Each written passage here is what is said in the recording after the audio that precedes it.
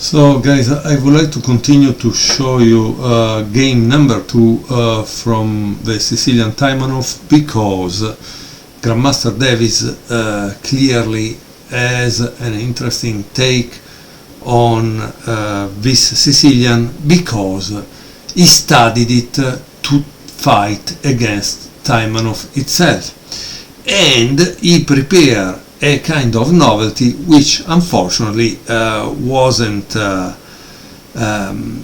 triggered against Taimanov, because Taimanov changed a move to avoid to go into that line.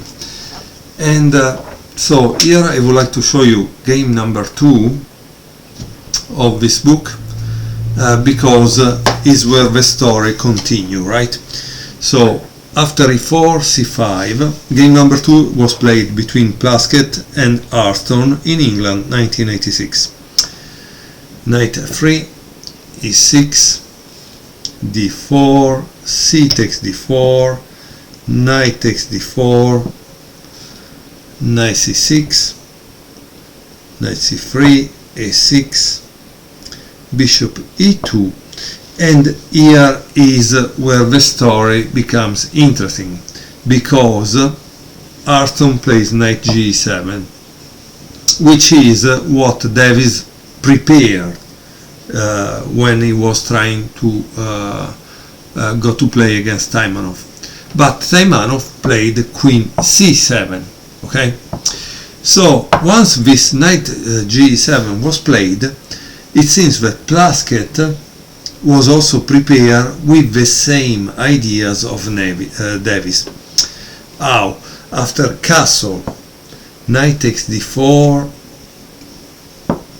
queen takes d4, knight c6, queen d3, knight b4, which is the reason why you put the knight on c6. The problem is that white plays this kind of novelty, and this novelty is obviously kind of dangerous. So after queen g3, black plays on c2, takes on c2, right? And of course here in the book you have questions like, did black not see what was coming when he took the pawn? And the answer by Davis is, I think at this stage it's hard to find other reasonable move. He says that the queen on g3 prevents black from developing this bishop f8, right? Because otherwise this fall down. And unless he takes the pawn, moving the knight to b4 will be a waste of time. So he says that if you move the knight here and you don't take the pawn, why did you move it here? Obviously that's kind of logical, but the point here is how does white continue? And why do I ask you that question also if the board is not from your side? Because you must develop this kind of mindset. When you are attacked, you counter attack something bigger, something stronger, because that's what you should do to get a good and reasonable position. And white played bishop g5, attacking the queen. Obviously black plays f6, but this is a problem. This move is a problem. Why f6 is a problem? Because we not only have weak play pieces, but we also have sometimes weak squares. Once you play f6, all this diagonal become weak. And so what do you think that white should play? Obviously the first thing you do is to ask yourself, was my opponent attack anything? In this case you see that this is attack, and so obviously you have to retreat. Okay, and then black plays king f7. No? And here there is a question, why black doesn't take on a1?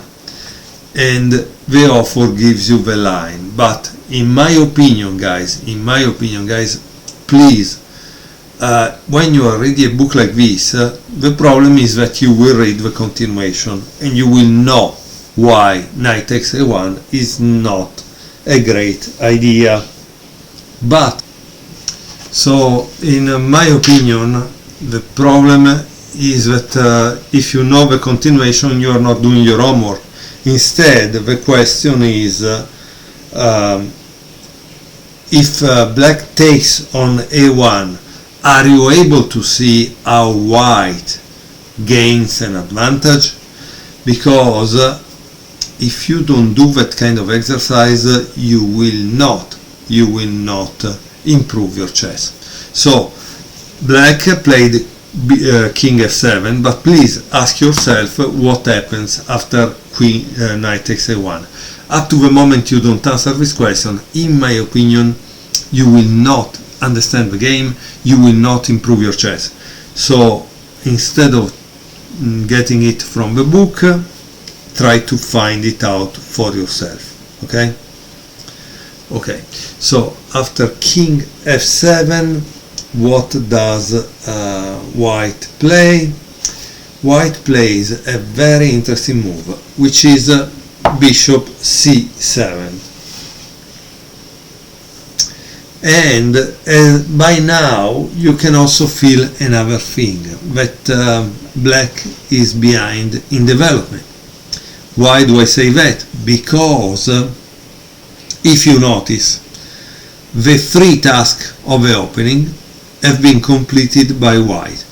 And what is the three task of the opening? The last task in particular is the one that you should connect the rook, right? So you should open, you should develop all your pieces, right, the knights and the bishops, and then you need to castle to connect the rooks. So the queen must move away, and that shows you why it wasn't so good in the beginning when white was attacked continuously by this piece, because it was losing tempi that white has used to put the queen in the right position to support the bishop. Okay, sorry. With that said, after bishop c7, obviously there is queen e8. But also queen e7 wouldn't be so good for black. Rook a d1, and now there is b5. Okay, so how do you continue as white? Here is simple, is with e5, no? Because why is this important? Because allow you to play this, and allow you also to play e takes f6. Okay, and there is no real defense against these two things, so that's kind of good. Bishop b7, of course, there is a line on f5 which unfortunately show you that black loses material. So after bishop b7 there is e takes f6, and unfortunately, instead of playing g takes f6, that would also lose, but a little slower, maybe not even slower, probably. Just instead of playing that, he played king g8, and king g8 is a kind of game over. However, just to tell you guys, please calculate what happens if you play this, because there is a checkmate in a couple of moves. Okay, yes, you cannot really take on f5, because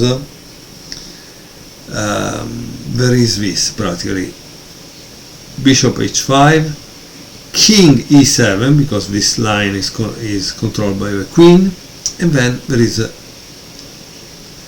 queen d6, that is a checkmate, right? So that's why you cannot take on f5 or f6, sorry.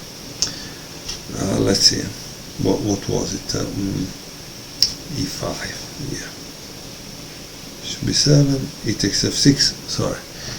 You cannot take on f6 because he plays king g8 here. Okay. After each there is